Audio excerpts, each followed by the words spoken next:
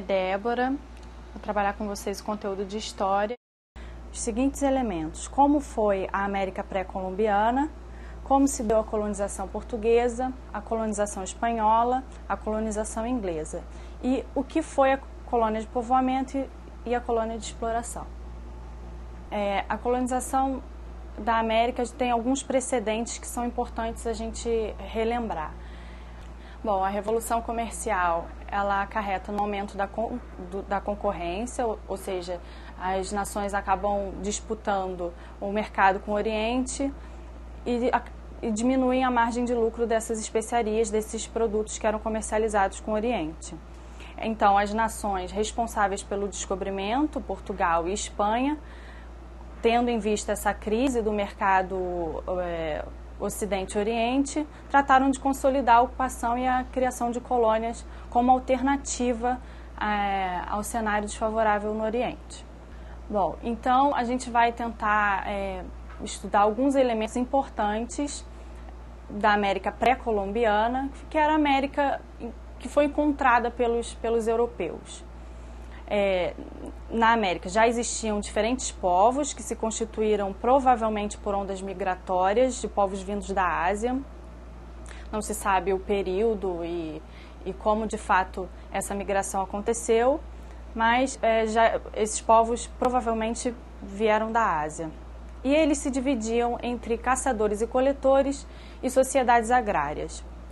Bom, os caçadores e coletores, eles eram organizados basicamente em função da sua subsistência.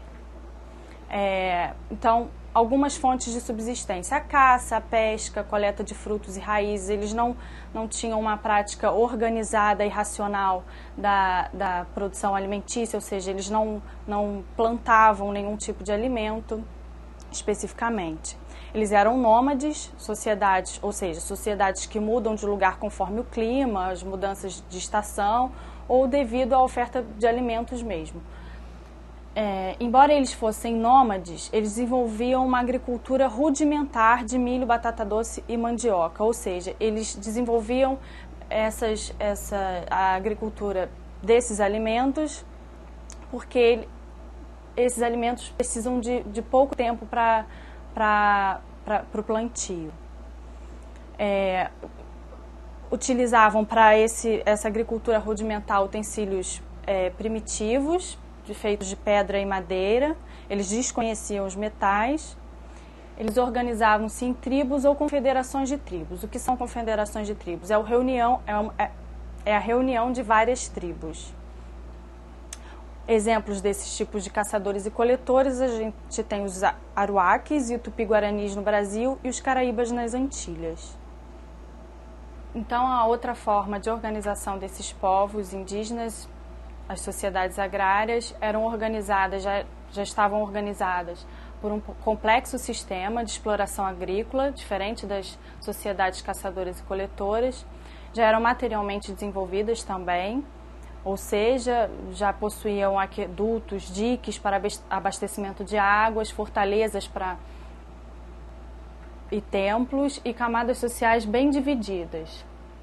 Eles desconheciam a propriedade privada, a propriedade era um bem comum, um bem de todos. O Estado ele controlava a produção agrícola e também as obras coletivas, visando sempre o bem comum.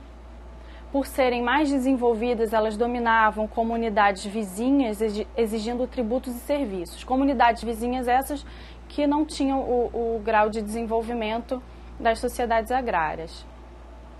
Estes serviços, eles transformaram-se em trabalho obrigatório, que foi a chamada mita, que foi utilizada depois pelos espanhóis, foi aproveitada pelos espanhóis. Eles conheciam algumas técnicas agrícolas, como a irrigação, e trabalhavam com o ferro, ou seja, já conheciam os metais, já trabalhavam com armas, ferramentas e utensílios para a agricultura. Utilizavam também o ouro e a prata, utilizando esses elementos para fazer joias, objetos de arte, o que foi muito explorado também pelos espanhóis. Alguns exemplos dessas sociedades agrárias: os maias, astecas e incas.